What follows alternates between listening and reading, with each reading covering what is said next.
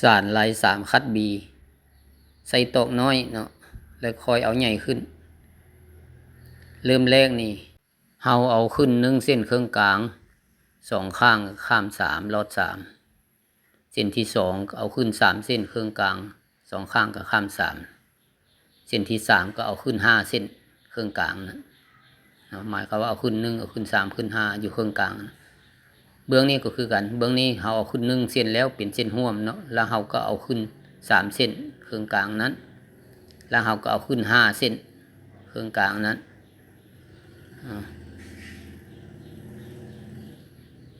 หลังจากขึ้น5 เส้นแล้วเฮาก็เอาลง1 เส้นแบบนี้เอาลง1 เส้นครึ่งกลางนะเอาลง1 เส้นแบบนี้เฮาเอาลง3 เส้น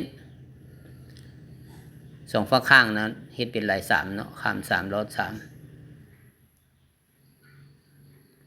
เฮาสิสานไปแต่ละเบื้องก็ได้หรือว่าเฮาสิสานด้านนึงก่อนมันขึ้นไปหลายแล้วจึงสานด้านต่อไปเฮ็ดในนั้นก็ได้คือกันเนาะ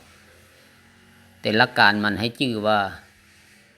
เอาขึ้น1 เส้นครึ่งกลางเอาขึ้น3 เส้นครึ่งกลางแล้วเอาขึ้น5 เส้นครึ่งกลาง